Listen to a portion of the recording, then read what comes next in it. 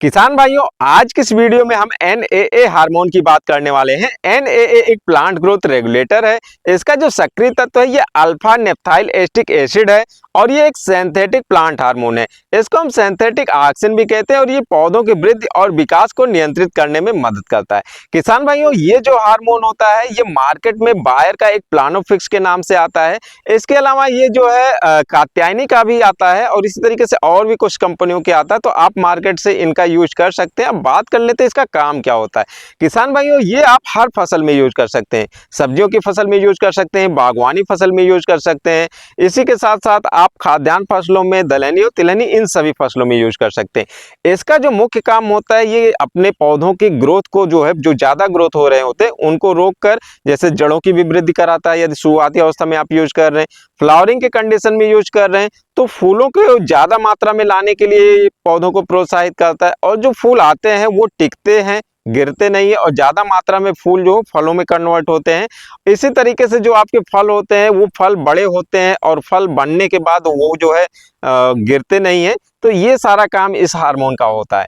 किसान भाइयों, इस हार्मोन को आप अपनी सब्जियों में यूज कर सकते हैं। जैसे बैगन की बात कर लें तो जब बैगन में फ्लावरिंग आती है उस टाइम पर यदि आप इसका यूज करते हैं तो ज्यादा मात्रा में फल आएंगे और ज्यादा जो है आपका प्रोडक्शन बढ़ के आएगा।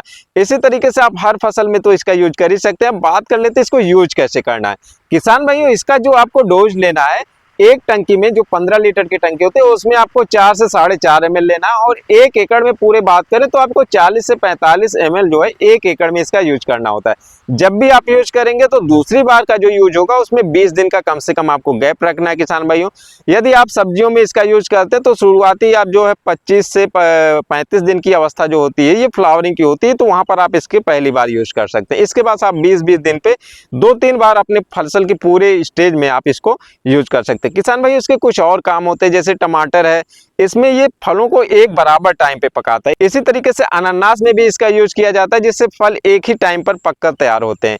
किसान भाइयों, इसके अलावा इसका कुछ और भी यूज होता है। जैसे बागवानी में, अमरूद की बागवानी हो गई तो उसमें पत्तियों को झाड़ने में, या नींबू की बागवानी, उसमें पत्तियों को झाड़ने में इसका यूज होता है। कुछ ऐसे काम होते हैं, पत्तियों को झाड़ के फिर उनमें जो है कुछ ताव देके फिर उसको अचानक से सिंचाई उचाई की जाती है तो ज्यादा मात्रा में फल और फूल आते हैं, वहां पर भी इसका यूज होता है। डोज उसका ज्यादा बढ़ गया होता है, तो आप इसका यूज अपने फसलों में अपने रिक्वायरमेंट के हिसाब से कर सकते हैं। किसान भाइयों, तो किसान भाई, हमारी आज की इस वीडियो में बस इतना ही। मिलते हैं किसी और वीडियो में और कंटेंट के साथ, तब तक के लिए नमस्कार।